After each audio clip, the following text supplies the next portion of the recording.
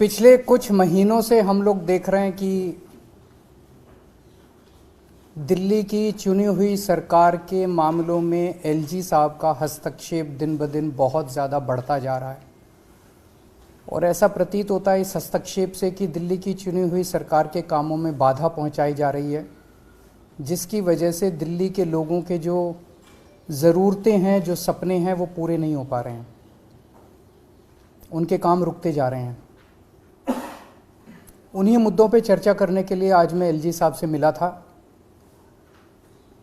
और मेरी मंशा यही थी कि अगर हमारे कानून और संविधान को समझने में कुछ गलतफहमियां हैं या आपसी डिफरेंसेस हैं समझ में, तो उसको सॉर्ट आउट किया जा सके, हम लोग एक ही पेज पे आ सकें। मैं ये सारी किताबें लेके गया था, देश का संविधान लेके गया था, मोटर व्हीकल्स एक्ट लेके गया था, जीएनसीटीडी एक्ट लेके गया था, स्कूल एजुकेशन एक्ट लेके गया था, सुप्रीम कोर्ट के जजमेंट सारे लेके गया था उनसे चर्चा करने के लिए। काफ़ी लंबी चर्चा हुई। हम लोग जानते हैं कि दिल्ली में दो सब्जेक्ट्स हैं, दो किस्म के, एक 3 सब्जेक्ट्स हैं, पुलिस, लैंड और पब्लिक ऑर्डर। संविधान में लिखा है कि ये तीनों सब्जेक्ट्स पे सारे निर्णय लेने का अधिकार एलजी साहब के पास है। इन तीनों को हम रिजर्व्ड सब्जेक्ट्स कहते हैं कि ये एलजी साहब के लिए रिजर्व हैं ये तीनों सब्जेक्ट्स। इसके अलावा बाकी सारे सब्जेक्ट्स, शिक्षा है, स्वास्थ्य है, बिजली है, पानी है, सड़क है, बाकी सारे सब्जेक्ट्स दिल्ली सरकार, दिल्ली की चुनी हुई सरकार के दायरे में आते हैं। इनको ट्रांसफर्ड सब्जेक्ट्स कहा जाता है कि ये ट्रांसफ़र कर दिए गए हैं चुनी हुई सरकार को। तो मोटे मोटे तौर पे रिजर्व्ड सब्जेक्ट्स 3 हैं जो कि एलजी साहब के पास हैं और ट्रांसफर्ड सब्जेक्ट्स जो हैं वो दिल्ली की चुनी हुई सरकार के पास हैं। 4 जुलाई 2018 को सुप्रीम कोर्ट की कॉन्स्टिट्यूशन बेंच ने, संविधान पीठ ने एक जजमेंट पास किया था दिल्ली की सरकार को लेके, जिसको मैं आज आपके सामने कोट कर रहा हूं। ये जजमेंट है। इस जजमेंट में साफ साफ लिखा है 2 जगह। एक लिखा है the lieutenant governor has not been entrusted with any independent decision making power. तो ट्रांसफर्ड सब्जेक्ट्स में the lieutenant governor has not been entrusted with any, lieutenant governor को इंडिपेंडेंटली कोई भी निर्णय लेने का अधिकार नहीं है, ये संविधान पीठ में लिखा हुआ है। ये दूसरा एक और पेज, ये 231 पेज पे मैंने दिखाया। एक और पेज आता हूं, यहां पे लिखा हुआ है there is no independent authority vested in lieutenant governor to take decisions.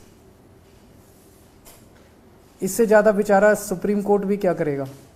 Supreme court ने लिखा है there is no independent authority vested in lieutenant governor to take decisions other than matters where he has to act as judicial authority. मतलब कहीं जैसे किसी की 2 पार्टियों की सुनवाई करनी हो, कई बार जैसे राशन की दुकान के कैंसिल करने का होता है, दोनों पार्टियों के, ऐसे कुछ एक मुद्दे लेके जहां पे एलजी साहब एक न्यायाधीश की तरह एक्ट करते हैं और किसी भी पावर उनके पास इंडिपेंडेंट डिसीजन मेकिंग की पावर नहीं है। ये दोनों में लिखा हुआ है साफ साफ। इससे क्या सा, ये मैंने आपको डिस्ट्रीब्यूट कर दिया, आप लोगों के पास है। इसको जरा सा अच्छे से चला दीजिएगा टीवी पे भी, और उसको कल अखबारों में भी हेडलाइन छाप दीजिएगा that LG has no independent decision making power. ये सुप्रीम कोर्ट बोल रहा है। इसका क्या मतलब हुआ? इसका मतलब हुआ एलजी साहब ने जो जैस्मीन का दफ्तर सील करने के ऑर्डर दिए वो इलीगल थे, अनकॉन्स्टिट्यूशनल थे। इसका मतलब जो एलजी साहब ने एल्डरमैन 10 बनाए वो इलीगल था, अनकॉन्स्टिट्यूशनल था। इसका मतलब जो एलजी साहब ने प्रिजाइडिंग ऑफिसर के ऑर्डर पास किए वो इलीगल थे, अनकॉन्स्टिट्यूशनल थे। इसका मतलब जो 164 करोड़ रुपए की रिकवरी के ऑर्डर एलजी साहब ने पास किए वो इलीगल थे, अनकॉन्स्टिट्यूशनल थे। इसका मतलब जो दिल्ली के टीचर्स को फिनलैंड जाने से रोका जा रहा है उसके ऑर्डर्स जो है वो इलीगल है, अनकॉन्स्टिट्यूशनल है। इसका मतलब दिल्ली के अंदर जो योगा क्लासेस बंद की गई वो इलीगल था और अनकॉन्स्टिट्यूशनल था। मैंने ये ऑर्डर अभी एलजी साहब को दिखाए। मैंने कहा सर ये देखो 2 पेज, ये 2 लाइन पढ़ लो आप। अब मेरे को बताओ, जब सुप्रीम कोर्ट साफ साफ कह रहा है कि आपको कोई आदेश इंडिपेंडेंटली पास करने की वो नहीं है, आज़ादी नहीं है, तो आप कैसे पास कर रहे हो? तो एलजी साहब कहते हैं ये सुप्रीम कोर्ट की राय हो सकती है। तो मैंने कहा क्या मतलब? कहते हैं संविधान में लिखा है कि मैं एडमिनिस्ट्रेटर हूं। एडमिनिस्ट्रेटर कुछ भी कर सकता है, किसी भी विषय पे कर सकता है। मैंने कहा सर इसका क्या मतलब हुआ? कहते हैं कि अगर सर मुझे लगेगा कि सरकार कुछ गलत काम कहीं कर रही है तो मैं किसी को भी कोई भी आदेश दे सकता हूं। मैंने कहा सर ये रिजर्व सब्जेक्ट, ट्रांसफर्ड सब्जेक्ट कहता है, इसका कोई मतलब नहीं है। मैं एडमिनिस्ट्रेटर हूं। एडमिनिस्ट्रेटर किसी भी सब्जेक्ट के ऊपर किसी भी अफसर को कोई भी आदेश दे सकता है, ये मुझे पावर है। तो मैंने कहा सर कल को मान लीजिए प्रेसिडेंट ऑफ इंडिया कहती है कि मैं मोदी जी के काम से खुश नहीं हूं और वो गलत काम कर रहे हैं, तो वो आदेश दे सकती है? कहते नहीं, वो अलग है। दिल्ली के केस में मैं एडमिनिस्ट्रेटर हूं और मैं सुप्रीम हूं और मेरे को सारी पावर्स हैं और ये सुप्रीम कोर्ट की राय हो सकती है, इसको मैं नहीं मानता। मुझे काफ़ी शॉकिंग लगा जब उन्होंने ये कहा। फिर मैंने उनसे पूछा, मैंने कहा सर आप चीफ सेक्रेटरी से सीधे फाइलें अपने पास मंगाते हैं और चीफ सेक्रेटरी को सीधे फाइलें आप नीचे भेजते हैं। सरकार जो है वो ट्रांजैक्शन ऑफ बिजनेस रूल से चलती है, ये ट्रांजैक्शन ऑफ बिजनेस रूल्स हैं। मैंने उनके सामने रखे। मैंने कहा सर इसमें कहाँ लिखा है कि आप सीधे चीफ सेक्रेटरी को फाइल भेज सकते हो या उससे मंगा सकते हो? उन्होंने फिर कहा कि ये रूल्स मेरे ऊपर लागू नहीं होते। मैं किसी भी अफसर को कोई भी फाइल भेज सकता हूं, किसी भी अफसर से कोई भी फाइल मंगा सकता हूं, किसी भी अफसर को कोई भी डायरेक्शंस दे सकता हूं, मुझे कोई। तो फिर उन्होंने कहा, मैंने उनसे पूछा कि ये जो एल्डरमैन का आपने ऑर्डर किया, ये आपने कौन से कानून में किया?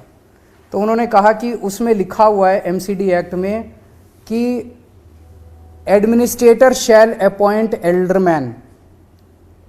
तो चूंकि एडमिनिस्ट्रेटर लिखा है तो मेरी पावर है। तो मैंने कहा सर आज मैंने पूरी रिसर्च की है, दिल्ली का एक भी कानून ऐसा नहीं है जिसमें एडमिनिस्ट्रेटर ना लिखा हो। एजुकेशन एक्ट में एडमिनिस्ट्रेटर लिखा है, डीएमसी एक्ट में एडमिनिस्ट्रेटर लिखा है, पानी के एक्ट में एडमिनिस्ट्रेटर लिखा है, बिजली के एक्ट में एडमिनिस्ट्रेटर लिखा है, हेल्थ के एक्ट में एडमिनिस्ट्रेटर, हर जगह एडमिनिस्ट्रेटर लिखा है।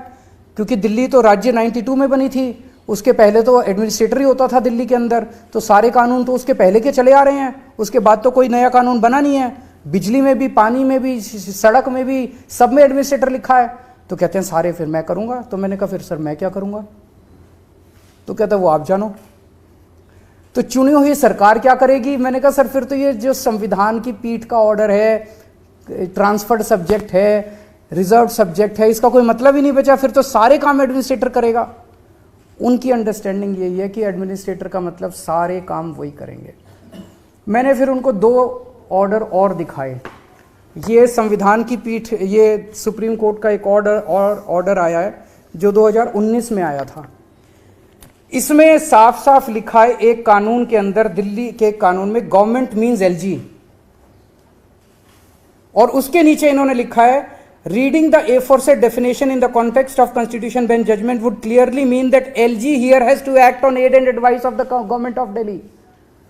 तो जब सुप्रीम कोर्ट कह रहा है कि जहां LG लिखा है वहां भी LG जो है वो चुनी हुई सरकार के हिसाब से काम करेगा, मैंने ये दिखाया। मैंने ये हाई कोर्ट का एक और ऑर्डर उनको दिखाया, ओपी पाहवा का 1998 का जजमेंट है, जिसमें साफ साफ लिखा है, मोटर व्हीकल्स एक्ट में साफ साफ लिखा है कि lieutenant governor is government of Delhi, लेकिन उन्होंने कहा he has to act on aid and advice of Delhi government. मैंने कहा सर इनमें साफ साफ लिखा है कि जहां एलजी भी लिखा है वहां भी आपको चुनी हुई सरकार के हिसाब से काम करना है। वो कहते हैं ये उनकी राय हो सकती है, मैं तो एडमिनिस्ट्रेटर हूं, मेरे पास सुप्रीम पावर है। मैंने उनको कई बार कहा कि हम मिलकर काम करना चाहते हैं और इस तरह से दिल्ली की जनता सफ़र कर रही है। रोज रोज के जो लड़ाई झगड़े हैं, ये मैसेज भी अच्छा नहीं जाता कि आपस में एलजी और सीएम के बीच में इतने मतभेद हैं।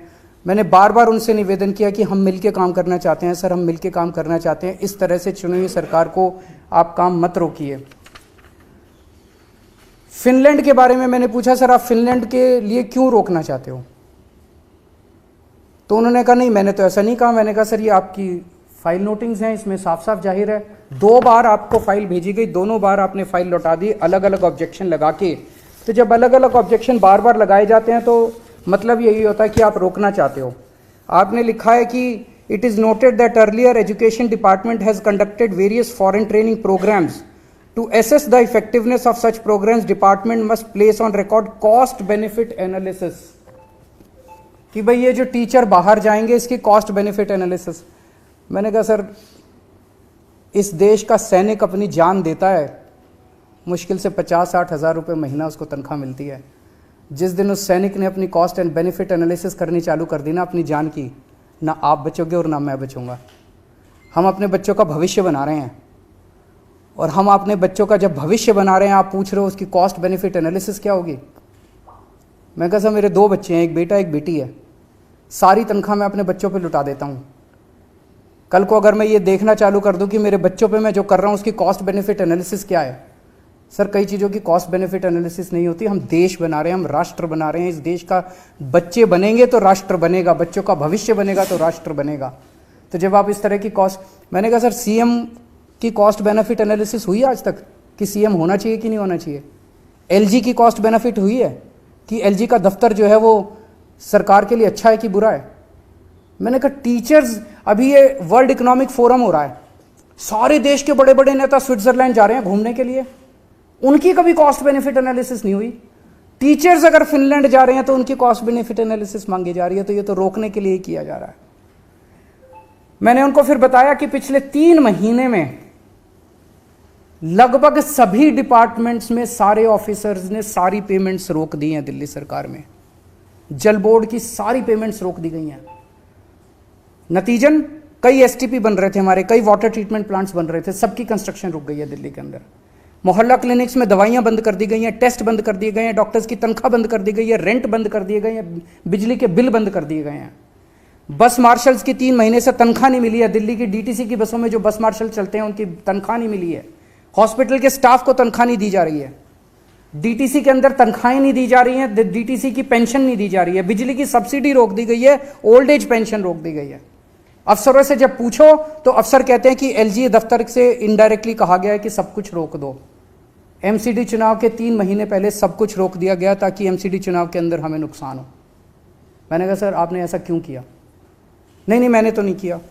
मैं कहा सर, सारे अफसर दबी जुबान में बोल रहे हैं कि हमें एलजी ऑफिस से आदेश दिया गया है कि सारी पेमेंट्स रोक दो। मेरी एलजी साहब से निवेदन है कि राजनीति अपनी तरफ अपनी जगह चलती रहती है, लेकिन इस तरह की राजनीति अच्छी नहीं है जो देश के और लोगों के विकास में घातक हो। और मैं फिर से उनसे हाथ जोड़ के निवेदन करूंगा कि एक तो अच्छा कॉन्स्टिट्यूशनल सलाहकार अपने साथ रख लें जो कि उनको एडवाइस करे कि सुप्रीम कोर्ट के ऑर्डर्स बाइंडिंग होते हैं। सुप्रीम कोर्ट के ऑर्डर्स जो है वो सलाह नहीं होती है।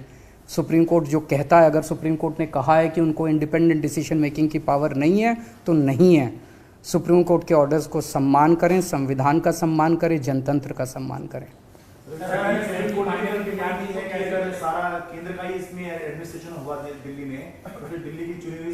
मैंने भी उनसे यही पूछा, वो बार बार, जब उन्होंने 2 बार कहा, एक बार बोला कि मैं एडमिनिस्ट्रेटर हूँ, मेरे पास सुप्रीम पावर्स है, ये शब्द है उनके, मेरे पास सुप्रीम पावर्स है, मैं जो भी चाहूँ, जिसको चाहूँ, जिस सब्जेक्ट पे चाहूँ आदेश दे सकता हूँ। और दूसरी बार उन्होंने कहा कि ये जितने आदेश हैं सुप्रीम कोर्ट की, ये सारे एडवाइस हैं और मैं इनको नहीं मानता। सर, आपके पास समाधान निकलेगा? क्योंकि जो कॉपी आप लेके आए संविधान तो एलजी के पास भी है, तो कोई समाधान की तरफ बढ़ी ऐसी मीटिंग? मैं समझता हूँ कि एक तो उनको भी थोड़ा सा समझना चाहिए कि इस तरह से, मैंने उनसे काफ़ी निवेदन किया, हाथ जोड़ के निवेदन किया कि हमें मिल के काम करना चाहिए, हमें एक दूसरे के काम में अड़चन नहीं अड़ानी चाहिए।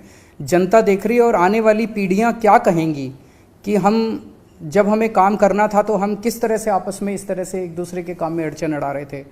मैं समझता हूं कि सुप्रीम कोर्ट में जो केस चल रहे हैं इस टाइम, उसका जो जजमेंट आएगा उसका भी काफ़ी इम्पैक्ट पड़ेगा। अनिल जी, भाई आपसे सवाल है क्योंकि सुप्रीम कोर्ट में अभी सर्विसेज को लेकर अलग से चल रहा है, लेकिन जिस आदेश का आप हवाला ले रहे हैं वो तो ऑलरेडी है आपके पास, जिसको 2018 में दिया था सुप्रीम कोर्ट ने, तो क्या उसकी ही उसके लिए 2018 में जब उन्होंने आदेश दिया था, उसमें उन्होंने आदेश दिया था कि एलजी के पास कोई भी फाइल नहीं जाएगी। 3 साल तक सरकार बहुत अच्छी चली थी, आपने देखा होगा 2018 से 2021 तक कोई अड़चन नहीं आई थी, एलजी के पास फाइलें जाना बंद। 2021 में इन्होंने सुप्रीम कोर्ट के जजमेंट को पलटने के लिए जीएनसीटीडी अमेंडमेंट एक्ट लेके आए थे, जिसके तहत सारी फाइलें फिर से एलजी साहब के पास जानी चालू हो गई। उस एक्ट को भी हमने चैलेंज किया हुआ है। मैं समझता हूं कि सर्विसेज के केस के बाद सुप्रीम कोर्ट उसको भी उठाएगा। सर, इसके पीछे आपको मंशा क्या लगती है? क्या कानून की समझ पीछे से उनको ऐसा कहा जा रहा है, ये आपका आपको क्या लग रहा है? क्यों आपको क्या लग रहा है कि अगर एमसीडी चुनाव के 3 महीने पहले दिल्ली के सारे मोहल्ला क्लिनिक की पेमेंट्स रोक दी जाए, जल बोर्ड की पेमेंट्स रोक दी जाए, सारे स्टाफ की तनख्वाह रोक दी जाए, तो मंशा तो राजनीतिक नज़र आ रही है, पॉलिटिकल नज़र आ रही है कि दिल्ली के कामों को रोका जाए। सर, आज की बैठक से कुछ सकारात्मक निकला है, कुछ ऐसा निकला जो कि जिससे दिल्ली वालों को कुछ राहत अगर ऐसे चलता रहेगा तो फिर काम नहीं होगा। काम होंगे, काम करेंगे, जितने काम कर सकते हैं हमारे हाथ में है। अगर उनके पैर भी पकड़ने पड़े हम पैर भी पकड़ेंगे, जो भी कर सकना पड़ेगा करेंगे, और साथ में जब जब कोर्ट का रास्ता अपनाना पड़ेगा हम कोर्ट का रास्ता भी अपनाएंगे। कैसे निकलेगा, क्योंकि जो बड़ा फैसला है वो सुप्रीम कोर्ट 2018 में दे चुका है, जो सुप्रीम कोर्ट में चल रहा है वो तो केवल ट्रांसफर पोस्टिंग का मामला है। और दूसरा वाला भी है कि एलजी साहब के पास फाइलें जानी चाहिए कि नहीं जानी चाहिए, वो वाला भी मामला भी है।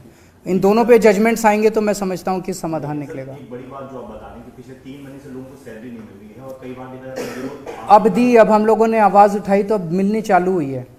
आवाज़ उठाएंगे तो सड़क पे भी आएंगे, ऑफिस में भी काम करेंगे, एलजी साहब के पास भी जाएंगे, जो जो करने की ज़रूरत होगी करेंगे, काम करवाएंगे जनता के। लेकिन स्पीड रुक जाती है कामों की, अड़चनें आती है।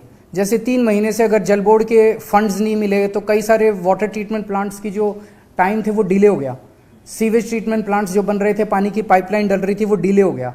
काम डिले हो जाते हैं, काम तो करवाएंगे, सारे काम करवाएंगे, कोई काम रुकने नहीं देंगे, लेकिन डिले हो जाता है जिसकी वजह से काम में देरी हो जाती है। Thank you.